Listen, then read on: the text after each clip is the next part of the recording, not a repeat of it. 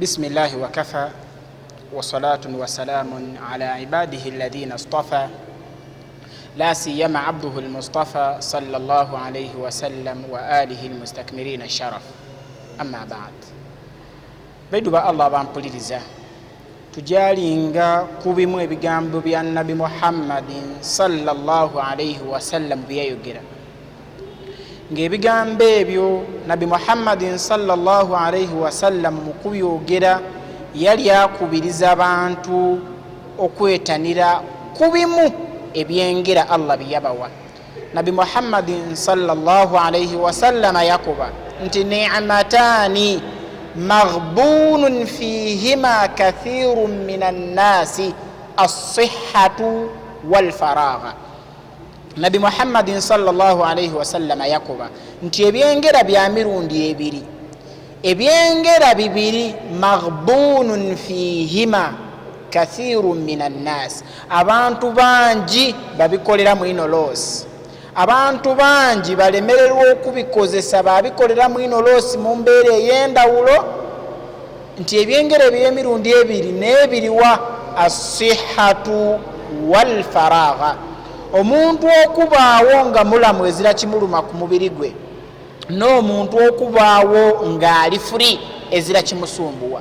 Omuntu edda yabaawo nga mulamu ezira kimuluma ku mubiri gwe bamukoba saalaku siibaku kola ku kino gyokole ku kire, wallahi yalemererwa. Abona obulwaire bwidye azeeyiike takasobola asiiba, ebirwaire bino bidye ng'akoba ati wo singa ndi mulamu singa ze namba akumuba siiba. Aye nga mu kaseera ke yali mu omulamu yalemererwa okuba ng'akolako ibadaati. So Nabi Muhammadin sallallahu alayhi wasallam yatukoba nti ebyo byengera eby'emirundi ebiri, omuntu okubaawo nga mulamu ezira kimuluma n'omuntu okubaawo ng'ali free. Ekyokubonerako abavubuka b'ennaku dino, omuntu asobola okuba ng'ali awo bamukoba nti munaku masjidi gundi nigundi eriyo omusomo guno baseeka beidi okuba nga basomesaku, yaja yatyama wedakiika ebiri yaja bebali tukoba bizira mugaso.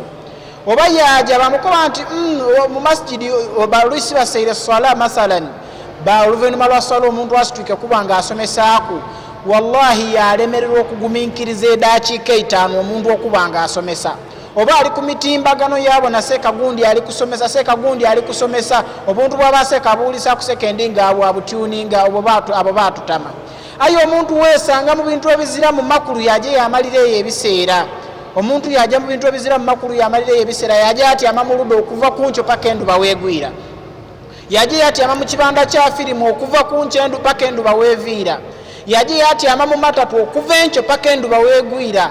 Aye nga mubigema ku Allah ezira kyaweire ku biseera neire ekirala. Aye nga ku bya duniya abiwa ebiseera yakola buli kimu, yakola kire nikire. Aye nga kubigema ku wekitiibwa Allahu tabaraka wa taala ezira kyawa biseera, ezira kyakoze, ezira kyakola. So Nabi Muhammadin sallallahu alayhi wasallam yatukoba nti ebyengere ebyo by'emirundi ebiri abantu babikolera mu ino losi, era abantu bajja kuba nga babyeiduse ino ku lunaku olw'enkomerero. Kyova bona wekitiibwa Allahu tabaraka wa taala yakoba nti yawma yajma'ukum liyawmi ljam' dhalika yawmu taghabun, nti olunaku wekitiibwa Allah lwaja okuba nga atukungaanya.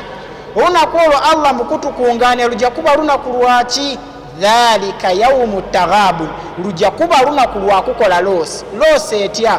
Omuntu ku lunaku lwa qiyama ajja kuyida mu maiso g'ekitiibwa Allah, ajja okubona nga yali n'ebiseera ebingi, yali n'ebiseera byasobola okutira mu Allah, yali n'ebiseera byasobola osomera mu Qur'ani, yali n'ebiseera byasobola okolera mu adhikari, yali n'ebiseera byasobola okubanga awulirikizaamu ebigema ku Allah. Wallahi yadeema kwetanira biseera ebyo neire olunaku olulala neire sekendi endala, omuntu abone nti yali ni chansi ekozesa ebiseera byali nabyo, wabula yaja ebiseera byona yabimalira mu kukola ebintu ebizirayo, yabimalira mu kujja mu kukola mu ludo, yabimalira mu kujja abona firimu, yabimalira mu bizira mu makulu byona yalemererwa okubanga eire eryo ekitiibwa Allah. Akaseera kakazike ku Allah. Owekitiibwa Uthman bin Affan omusika wa Nabi ow'okusatu yatukoba ebigambo bino wammanga nti law tahirat qulubukum ma shabi'at min kalami rabbikum law tahirat qulubukum ma shabiat min kalami rabbikum.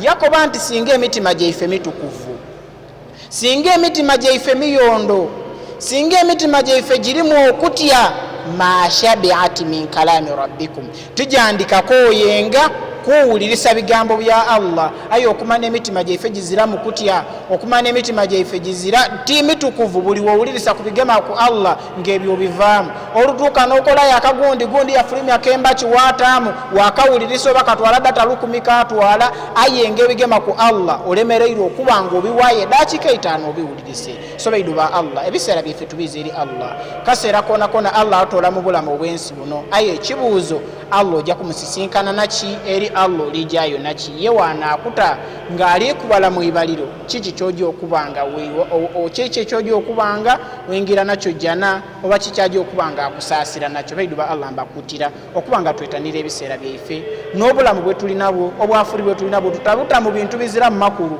wabula tubwize eri owekitiibwa Allahu tabaraka wa taala. Wa sallallahu ala sayidina Muhammad wa ala alihi wa ashabihi wa man sara ala hadi ila yaumi